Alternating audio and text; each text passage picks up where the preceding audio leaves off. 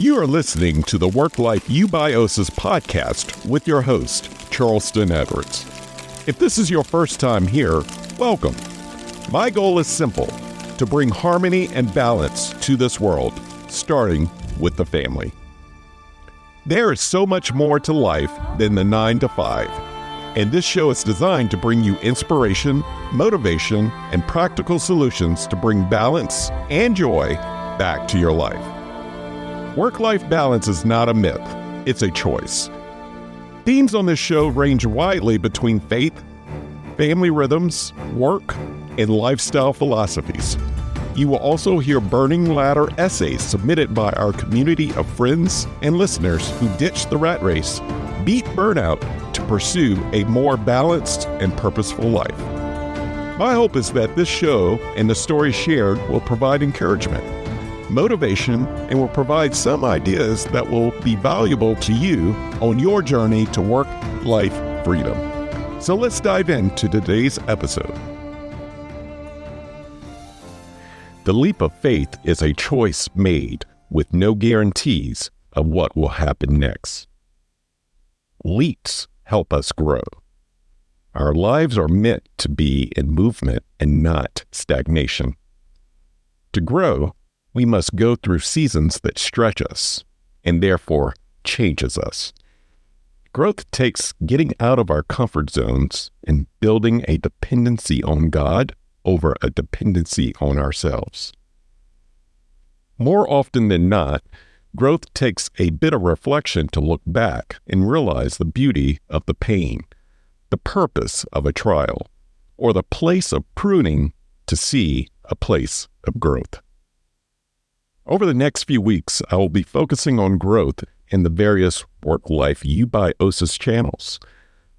How can we get unstuck in our thinking, our movement, and our faith? To launch this new series on growth, I would like to shine the light on a beautiful story from the Own Your 5 to 9 community.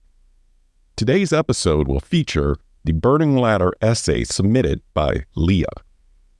If you're a newcomer, Burning Ladders is a segment of this platform that shares stories of transformation of burned out individuals who stopped climbing the corporate ladder to pursue a greater purpose. Their burnout also burned the proverbial career ladder, but reignited their lives. Today's contributor, Leah, is quite fearless and made a brave choice to leave the corporate world to pursue entrepreneurship right before the pandemic. 5 years later, Leah has reflected on how this one choice not only changed her life, but saved her life and her family. Leah is full of wisdom, and I am grateful for her words of encouragement, bravery, and faith through her Burning Ladder story.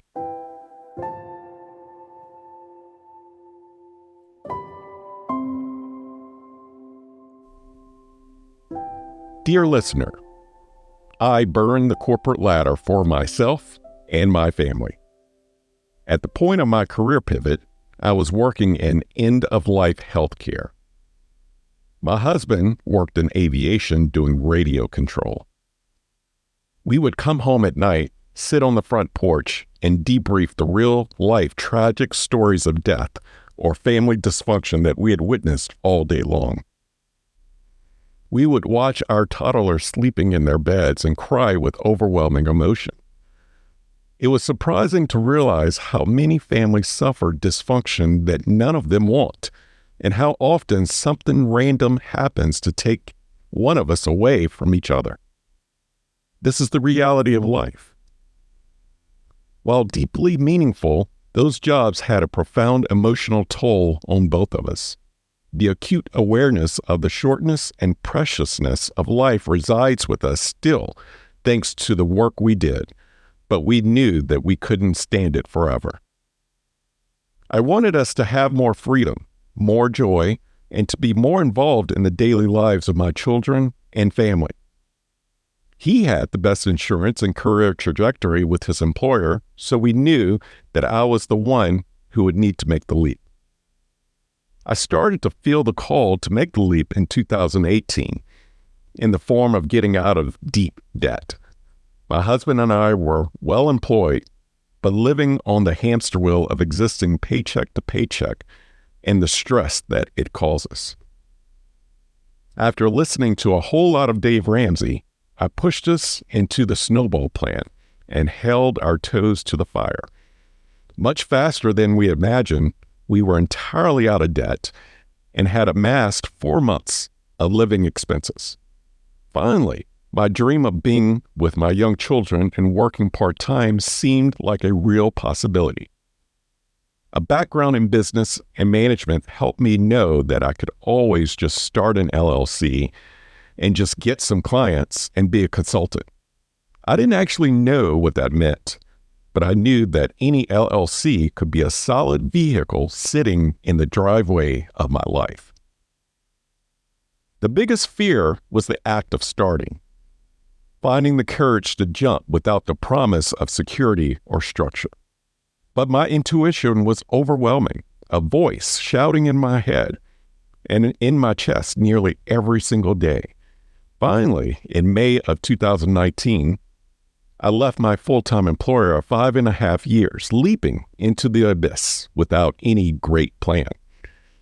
I just knew that it was the right choice and that I needed the time to heal, and that would be okay. Fortunately, we had done the financial work ahead of time to make that possible. This career pivot overlapped the pandemic, which had its own trials and triumphs. I got roughly 6 months of rest that I had envisioned right after the leap. It was exhilarating and lovely at first, and then it got uncomfortable and terrifying. I worried about what in the world I was doing, especially when people would ask, "How's work?" I didn't have a great answer initially because I really didn't know what I was doing.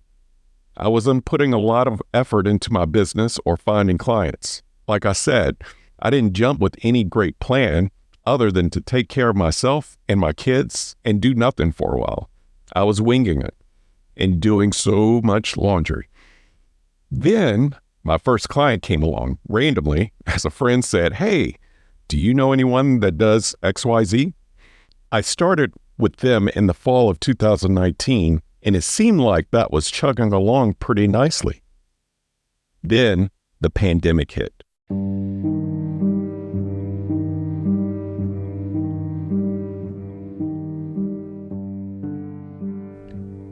In retrospect, my timing was impeccable. I couldn't have planned it better. Like everyone else, when the shutdown happened, I was rudderless. I didn't know what to do. Then the schools closed down and my choices didn't matter. I had to homeschool my kids.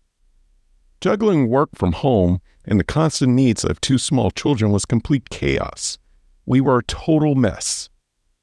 But this thing that made my life phenomenally more awful and complicated also made it so much better in the long run. The pivot to entrepreneurship was a blessing during the pandemic because I could captain that ship for our family while my husband worked full-time from home. He took meetings in the closet while the kids shouted math facts and practiced letters. We kept with it for a whole nother year while the world continued to try to right itself. I continued with my client and doing projects on my timetable, and even from long-distance tropical locations. My tan had never been better. Thanks to this error, we realized that one of our children needed additional support that hadn't been observed by his teachers in school. That was challenging, but also glorious. We were able to make the best of a difficult time, a choice that many of our peers didn't have. Indeed, we created a lot of incredible family memories that I will cherish forever. And I wasn't working in healthcare during a global pandemic, which was definitely a plus. But that juggle all came with negative impacts on my health, both physical and mental. Going through the pandemic was gas to the flames of my anxiety, and I let my self-care slide tremendously. Like many couples, my husband and I struggled. We missed our friends and family. Keeping to a schedule was impossible. I drank more wine than I should openly admit, and I didn't sleep well. All behavior changes that I'm still trying to rectify. Had the pandemic not hit, it would be hard to say how things might have gone for me. We'll never know. But if I didn't have my business or clients at the time, and I had not already made one audacious leap, I think I would have been much more afraid to make the courageous decisions that follow and that were required of so many young families during the pandemic. So the answer to the leap being beneficial isn't black or white, yes or no, is it better or not. The pivot brought phenomenal color to the picture of my life, but also many shadows. Like life, it's not just one simple answer.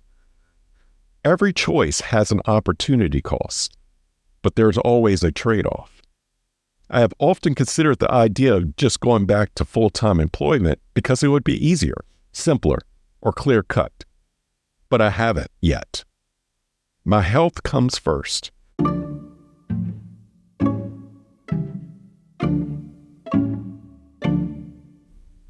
Emotional burnout played a significant role in my decision to leave the corporate ladder behind.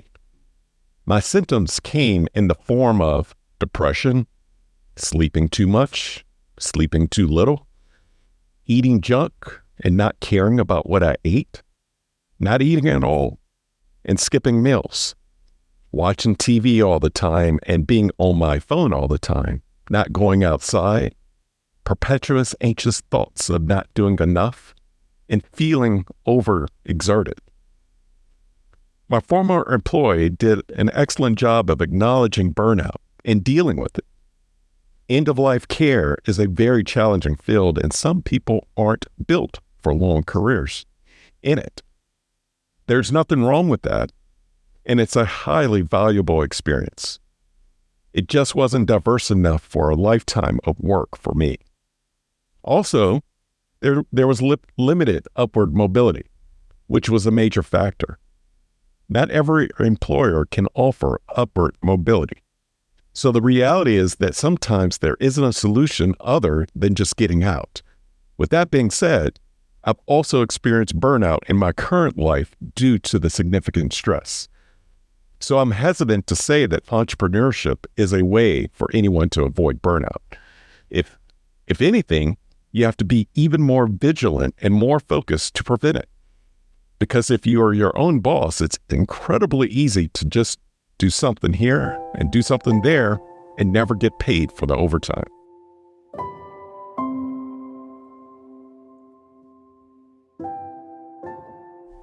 In spite of the hurdles and tendency to burn out as an entrepreneur, I've embraced freedom.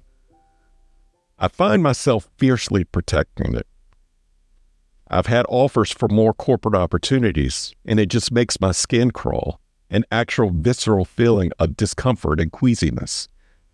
The security is tempting, but I can't stand the thought of anyone owning my time now. Despite the pitfalls of my own poor self-management, I love being able to say, I'm not available for that. I'll be out of town then.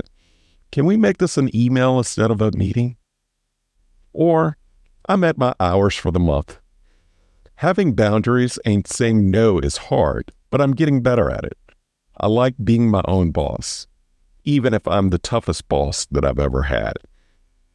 Even with the freedom, I still need and crave growth. That was the major barrier of my previous employment. So this is a cue I know to look for now in clients. Are they growing? Are they willing to grow? Do they have systems in place to take advice or encourage constructive criticism? Do they have a budget sufficient to implement growth? I only work with clients who are looking to the future and to set clear goals. Owning my own business has had a profound impact on the strength and unity of our nuclear family in ways that I may not yet fully know. Certainly, we are stronger as a result of the freedom and flexibility of my entrepreneurship and both of us working from home, as seen through the pandemic, homeschooling, and adventuring together. I would like to think that my children see me as a successful entrepreneur one day, not just as someone who works too much. My children know that I am a helper to my clients, making a difference in the world through their missions. I think my husband might simultaneously be frustrated and in awe, wishing I did less, but also in awe of my intelligence and ability. I'm proud that he sees me as my own person, as an individual with an inspiring life of her own. And I trust myself more now. I believe in myself more now. My biggest takeaway in this season is that we're not trapped. Too often, we think that there is only one viable course of action, or that we can't change a situation. But that's not true. There's always another path available. Sometimes it's just a matter of having the courage to travel it.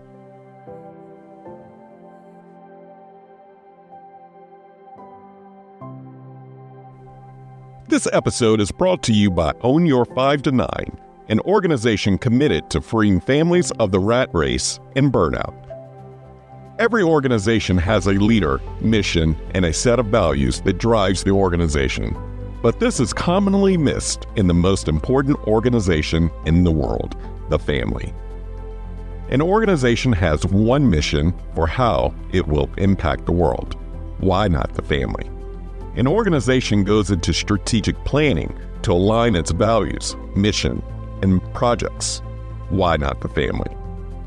Whose Home, a strategic planning guide for families, is a workbook and a tool needed in all households. Whose Home takes a strategic planning approach with 10 guided exercises to define your core family values, family mission, and tools to operationalize how your family does life together. If your family is facing big decisions, Whose Home is for you. If you're considering a career pivot, Whose Home is for you. If you desire more intentionality and harmony in your home, Whose Home is for you. Create a healthy culture, not a hustle culture, at home. Visit ownyour5to9.com to claim your copy today. Typically, I would summarize a burning ladder story with my own applications, but Leah was gracious enough to give us her own takeaways, which are all great recommendations. First, here are 4 applications to minimize burnout. Number 1, be careful with numbing out on technology. Burnout is healed by better, real-life connections, not less. Number 2, get outside. Working from home is a slippery slope of being inside your house too much. But just 15 minutes of sitting on your porch can make a world of difference. Go listen to the birds. Number 3, define done and let yourself accomplish it. Perpetuous anxious thoughts of not doing enough is an easy trap for entrepreneurs, feeling like you always need to be doing more. And number 4, know your limits. My most recent rule of thumb is to stop the minute I start feeling tired, because that means I've already overextended myself. Ideally, that's 1/3 less than what you think you have. 5 hours, not 8. That's the best way to preserve your mental acuity and long-term stamina. The second set of applications is about how to make the leap and embrace a new life of entrepreneurship. Number 1, be organized. Number 2, plan your day to the best of your ability. Number 3, time block work, but also time block your personal life. Fiercely guard both. Number 4, structure and systems are critical. I'm always working on implementing better structures and using new systems to manage my work quickly and efficiently. Do this early on and it will pay you back in spades. Number 5, build your tribe. Get a coach or a peer group. Find people to be a trusted outside voice and listen to them. Even if they're not in your field, Someone who is outside the problem can provide valuable insight and access to resources that you might not know about. Build a team around you of resources, supporters, and partners. This is so important for success. Number 6, communicate upfront with clients about your time and calendar. Set the tone early and stick to it. Otherwise, you're teaching them that they can ping you at 3 a.m. and you'll answer, and that your word and time aren't really something that they have to honor. Number 7, do the math. Start from what you want to make, then work backwards to figure out how many clients that you need or what level of contract that you need to quote. You might only need 1 or 2 clients, and that's fine. More is not always more. Number 8, you want to hear the word no. Some projects aren't worth the effort. You don't want to hear yes to every quote. If you hear yes to every quote, you should start charging more. Number 9, you can charge more than you think. If the math doesn't work, don't undersell yourself. This is your life. You deserve to be able to afford to put food on your table. Number 10, your limitations are acceptable. You don't have to take on more clients than you want. You don't have to take on projects you don't want. You don't have to do every task a current client asks. It is just fine to make a living that supports the life that you want. You don't have to be a millionaire. You don't have to have all the bells and whistles, Twitter, a newsletter, all the socials, a podcast, or all the YouTube videos. You don't have to sell merch or a course. You don't have to worry about what everyone else is doing. Build the business that you want, and you're more likely to be happy doing it. Number 11, say the word no more. And number 12, and the last application, is to look at your intuition for direction. This might not be a lesson for everyone, but intuition is my North Star. It's hard to decipher sometimes, but when the voice in my head and heart speaks, I know I have to listen to it. It has rarely led me astray. And so when my body revolts at the offer of a 6-figure full-time job, I have to let it go. It's just not for me. And when I'm scared, but that voice keeps pushing, go do it, this is the way, I sometimes have to push myself down that scary, unforged path and trust that my soul knows what is ahead. And have a little faith, baby. Sincerely, Leo.